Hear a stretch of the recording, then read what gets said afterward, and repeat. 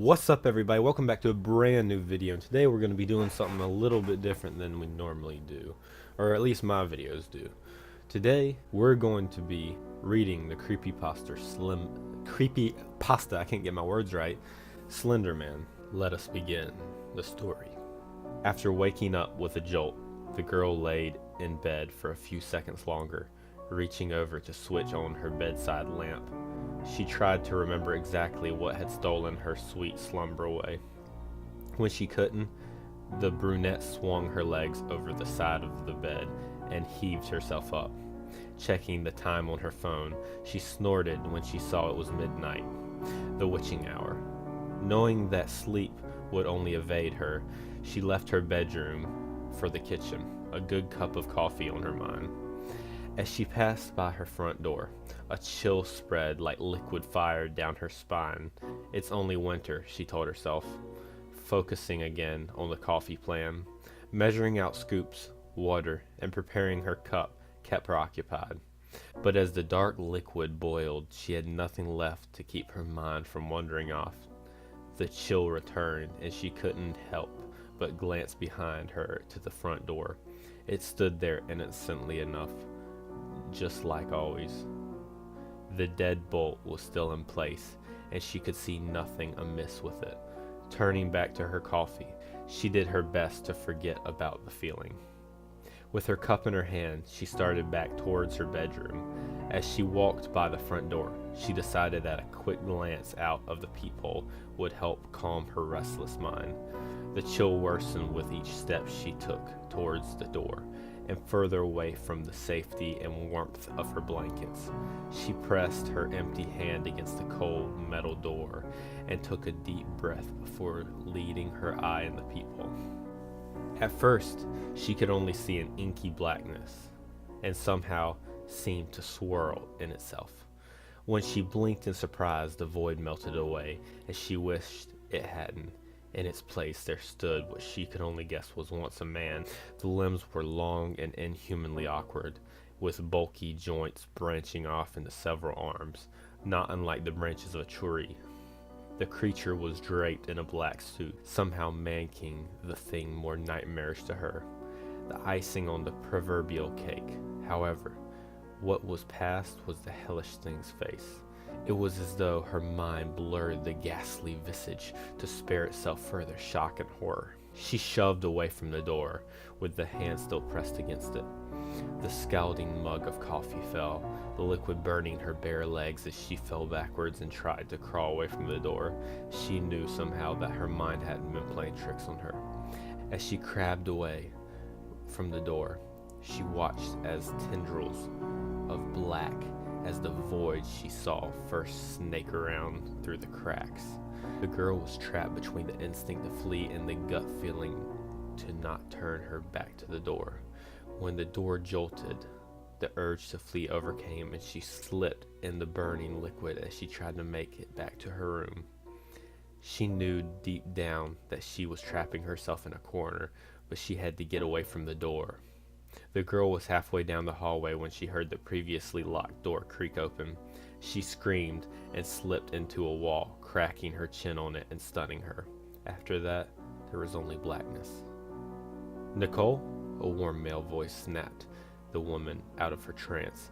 She turned around. She was met by one of her sister's doctors. She nodded, not sure if she should say anything, or even if she could find her own voice. She did have something to say.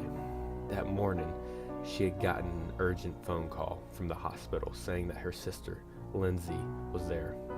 Before they had even let her see her, the doctors had pulled her off the side and insisted that they talk to her about what might have happened. Phrases like self-inflicted and assault have been thrown around, and Nicole felt her mind reel. She hadn't fully understood what they had been saying until she saw Lindsay with her own eyes, her little sister, with a bandage wrapped around her head, covering both her ears as well as her eyes. They said it was to keep her now deadened eyes from drying out and to keep infection out of the wounds Lindsay had made to her ears. The doctors had guessed that either she or someone else had jammed a pencil into them to keep her off balance or to deafen herself against something. There was a mix of first and second degree burns on her hands, legs, and feet from what was assumed to be the coffee her neighbors found all over the entry of her apartment. As Nicole walked into her sister's hospital room for the first time, she thought she had spied the silhouette of a man in the window that she knew was impossible. Her sister's room was on the third story of the hospital. So that was the Slenderman story that I found. This one was actually published in 2000. Let me check. This one was published January 14th, 2010. So that means it was one of probably the first ones made about Slenderman, if my research is correct, which I didn't do too much. Sorry. But anyway, yeah. Basically, the story goes over Nicole and Lindsay and their experiences with Slenderman. And it's just a well-written story, I must say. And I figured next, let's check out the comments, see what they have to say. First comment up, Orange Raindrop says, nom nom. Well, that doesn't pertain to the story. And then on the real side, Cian Bucket said, creepy, although they did skimp on the description of the creature's face. What the fuck? Also, I didn't notice one possible typo. The coffee her neighbors found slipped all over the entry.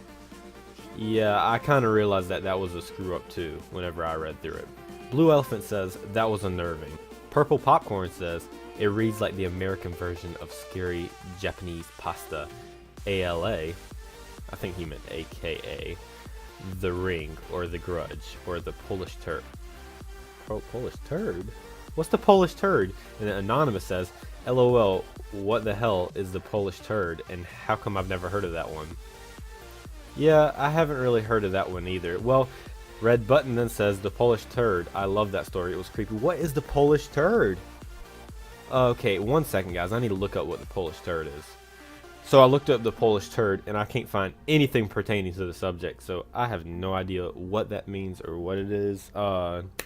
Anyways, guys, I know this video wasn't too long, but it was nice to read a little creepypasta. I'm excited for the upcoming Slenderman movie because I love horror movies, and I've never been really into Slenderman, but it should be fun to watch.